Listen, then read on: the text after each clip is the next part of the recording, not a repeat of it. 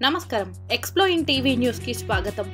నరేంద్ర మోడీ నాయకత్వంలో దేశవ్యాప్తంగా బీజేపీ పుంజుకుంటున్న దక్షిణ భారతదేశంలో ఒక్క కర్ణాటకలో తప్ప మరి ఎక్కడా సత్తా చాటు లేకపోయింది. బీజేపీ పెద్దలు దక్షిణాదిలో కూడా పాగా వేయాలని దృష్టి సాధించారు. ఇటీవల జరిగిన తెలంగాణ అసెంబ్లీ ఎన్నికల్లో గతం కంటే మెరుగైన ఫలితాలనే సాధించిన విషయం తెలిసిందే. రాబోయే పార్లమెంట్ ఎన్నికలను దృష్టిలో పెట్టుకుని ఏపీలో కూడా బలపడాలని బీజేపీ భావిస్తోంది. బలమైన సామాజిక వర్గంగా ఉన్న కాపులను తమ వైపు తిప్పుకోవాలని ప్రయత్నిస్తుంది. మొదట నుంచి కూడా కాపు సామాజిక వర్గమే లక్ష్యంగా బీజేపీ పావులు కదుపుతూ వచ్చింది. దాంట్లో భాగంగానే కన్నా లక్ష్మీనారాయణ, సోము వీర్రాజు ఇలాంటి కాపు నాయకులకు రాష్ట్ర బాధ్యతలు అప్పగించింది.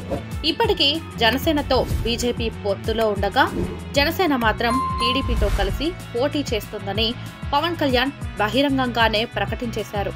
అసలు ఎవరెవరో పొత్తులో ఉంటారు, ఏ మేర ఆ పొత్తులు ఫలిస్తాయి అన్నది వేచి చూడాల్సి ఉంది.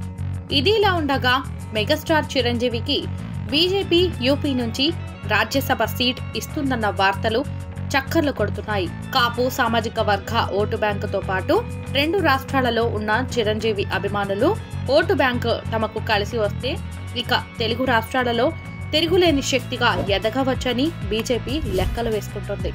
2009లో సినిమాలకు బ్రేక్ ఇచ్చి ప్రజారాజ్యంతో రాజకీయాలలోకి వచ్చిన మెగాస్టార్ కు కాపు సామాజిక వర్గం ఏకతాటి మీదకు వచ్చి అండగా నిలిచారు.